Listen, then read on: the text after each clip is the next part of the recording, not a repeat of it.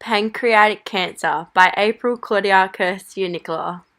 Pancreatic cancer mostly refers to a ductal adenocarcinoma of the pancreas. This is where glandular structures within the epithelium lining of the pancreas develop a malignant tumor, most commonly identified within the head of the pancreas. It hurts. I should probably look up what's wrong with me.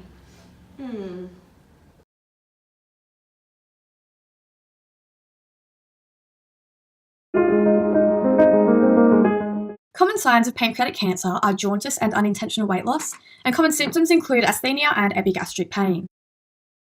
Jaundice is a common sign of pancreatic cancer, which is first noticeable by yellow discoloration of the ocular conjunctivae and oral mucous membranes.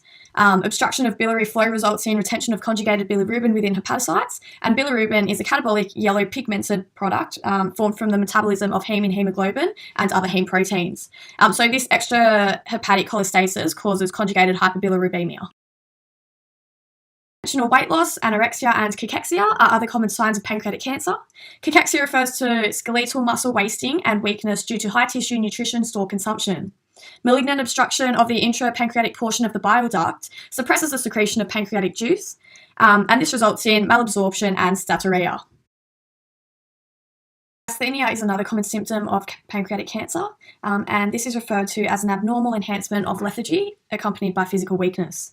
Altered islet cell function in conjunction with decreased tissue insulin sensitivity and abnormal inflammatory mediated growth are thought to contribute to glucose intolerances, and therefore hypoglycemia ultimately results in asthenia. In locally advanced pancreatic cancer, the pain is often of visceral origin, dull, aching, and incessant in nature, localized to the epigastric region.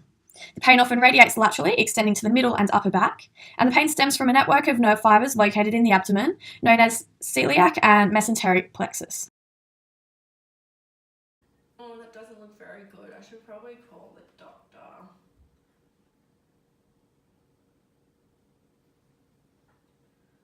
Hi, it's April Fallon. I was just wondering if I could book an emergency appointment, please.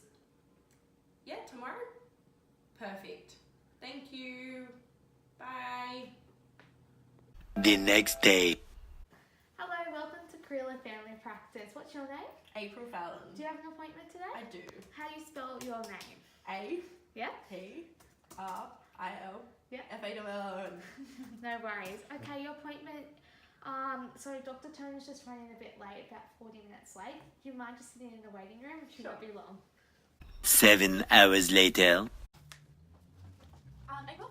April, yeah, come along, sweetie. Okay, so April Fallon, tell me why you're here today.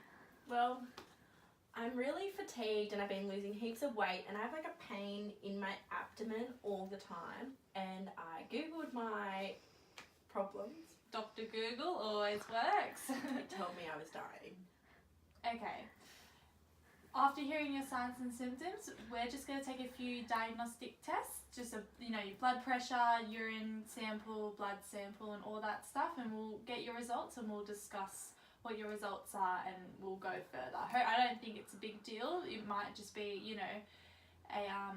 it could be something to do with your appendicitis or something like that, but it doesn't sound too concerning, so we'll just see how we go. The next day. So, April, I have your results here, and before we discuss any problems further, I'm just going to get my CNS in, and she's going to come in and go into detail with you. Is that okay? Yes. Okay, let me just forward that. Hello, Nicola. Hi, yes, I have April Fallon here. Do you mind coming into my office, please? Thank you. Bye. So, Nicola, do you want to go out and stuff? Yeah. We got this. We got this. Oh, Nicola, come in. Hello. Hi, I'm Nicola. Hi, I'm April. Nice to meet you. April, this is my CNS specialist. Okay, before we start, judging from the results of everything, unfortunately, it looks like you might have pancreatic cancer. And I'm so terribly sorry to tell you this news, but Nicola will take over and she'll explain all the diagnostics. So April, I have a book for you. So it just goes through all the basic diagnostics tools which we're going to use in your journey. So, Okay? Thank you Okay, so that's much, okay. Nicola. Thank you. Pancreatic cancer remains asymptomatic until the disease develops to an advanced stage, attributing to the early metastasis and growth. In assisting diagnosing a patient with pancreatic cancer, it's essential that we look into the associated risk factors for this life-threatening disease. This includes hereditary risk factors and also environmental risk factors, which can be attributed to pancreatic cancer, including tobacco use, poor high-calorie diet, obesity, and lack of physical activity. Transabdominal ultrasound is a non-invasive diagnostic tool used to examine organs of the abdomen. A probe is passed over the abdomen and outlines bile ducts, pancreas, and the gallbladder. The transabdominal ultrasound has a high sensitivity for detecting biliary tract dilation and establishing levels of obstruction. The transabdominal ultrasound has a high sensitivity and specificity for detecting the mass of tumours. Once a mass is seen using a transabdominal ultrasound, an abdominal CT scan is obtained to confirm the mass and assess the progression and extent of the disease. MRI is a scan which uses a magnetic field and radio waves to build up detailed cross-sectional images of the pancreas and surrounding areas, helping the diagnosis of pancreatic cancer. Pathology is used as a gold standard approach for cancer diagnosis.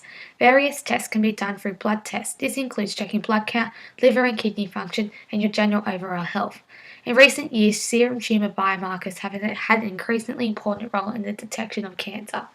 Serum tumour markers are a chemical substance produced by cancers that show up in the bloodstream. Serum marker carbohydrate antigen 199 has been reported as the most sensitive and specific tumour marker linked to pancreatic cancer. CA199 tumour marker provide essential information that can help predict the prognosis, response to chemotherapy, and recurrence of cancer. Laparoscopy is an invasive operation done under general anaesthetic. A tubing camera is inserted through a small incision in the abdomen, allowing clinicians to examine internally. Laparoscopy is used to accurately stage pancreatic cancer, allowing for the proper treatment to be selected and conducted, specifically in selecting patients for surgical resection. Current available imaging techniques are accurate in predicting large masses of the disease, helping with the laparoscopic and staging of the pancreatic cancer. Okay, so a lot of news to take on board, but I'm just going to go through treatment options now. Is that okay with you? If you have any questions, just ask me, okay? So, first treatment option we're going to go into is surgery. Because this is such an aggressive cancer, we want to try surgery to higher your survival rate, because unfortunately survival rate for pancreatic cancer is quite low. And I know that can be quite scary, but we're going to do everything to prolong it, okay? So the surgery is called a Whipple's procedure, and they try to remove the cancer out of your pancreatic, your pancreatic area, and they're going to remove half of the pancreas and connect it to the stomach. So this is, with this procedure, is it may get rid of the cancer, but it's also going to cause you to have a lot of gastrointestinal problems as well. So it's, there's aspects to it that are high and low. Okay, before we continue, do you have any questions? So what about the pain? Is there any treatment for that? Yes, so it's a very painful cancer. It's in a spot where the nerves are so inflamed and so under stress that you're going to feel a lot of chronic pain. So we're going to give you a lot of pain management and pain relief, and this includes codeine and morphine. So when you're getting your chemotherapy, we can have this running through you as IV to help relieve the side effects and the pain. You can also take it in tablet form when you're at home, and it will help a lot. You're going to have some now? I will write you up a prescription after we continue. I can also give you NSAIDs, so that includes Nurofen. It's always available. This will help, temporarily to stop the inflammation that's caused. And Panadol as well. Don't underestimate Panadol. It's very good for pain relief. So with all this said and done, if no treatments work, then we have to go into palliative care. So I'm going to die. You're not going to die. Let's hope that the initial treatments work. And we're going to pray and have a whole multidisciplinary team that's going to help you. So this includes, your nurses, your CNSs, doctors, surgeons, oncologists, physio, nutritionalists. We have a whole team behind you that's going to help you get through this. And it's a scary process, but we're going to make you as comfortable as possible. And if you ever have any questions, we are all approachable and we'll help you get through this. Are there any questions, April? No? Come here, give me a hug. It's okay. You okay? I'm okay. I'm going to survive. You're going to do this. I have a dog. Oh, really? Yes.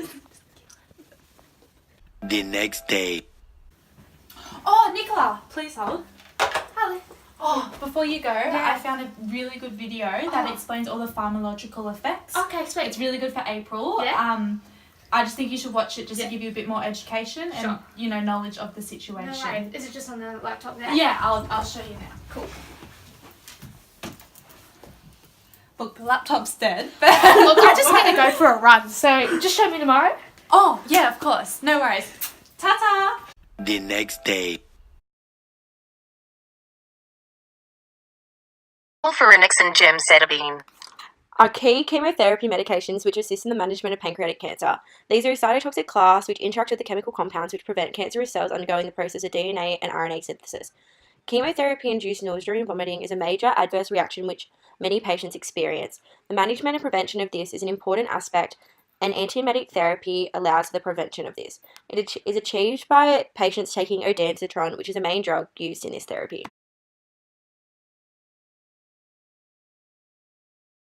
Combination chemotherapy of alirocil, fluorouracil, erotocan, and exoplatin, which is used specifically to manage and treat pancreatic cancer.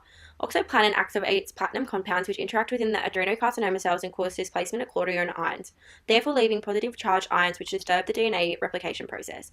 Leucorin interacts with opalin byproducts by reducing the toxicity of them, therefore giving a beneficial result to the excretion of medications. Urocan is a troptamase 1 inhibitor which interferes with the coiling and uncoiling of DNA during the S phase of replication. The main metabolism of erotocan and opalin create a relationship which delays the cross-linking of DNA within the cell. This delay allows for the process of DNA replication to be disturbed and therefore slows down the division of the tumour. The antimetabolite fluorouracil is administered immediately after the infusion of roxotan. Fluorouracil interferes with the amino acid metabolic pathways due to the intracellular conversion. This interference causes cell death due to the DNA and RNA synthesis being inhibited.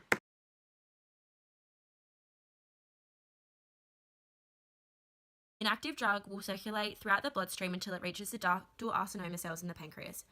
Membrane nucleotide transporters allow for gentamicin to enter the cell where it undergoes a chemical process which allows for cellular metabolism. During this metabolism, the active gentamicin is converted into an enzyme. This enzyme has a structural similarity to the nucleotide triphosphate, which is a key element to DNA replication.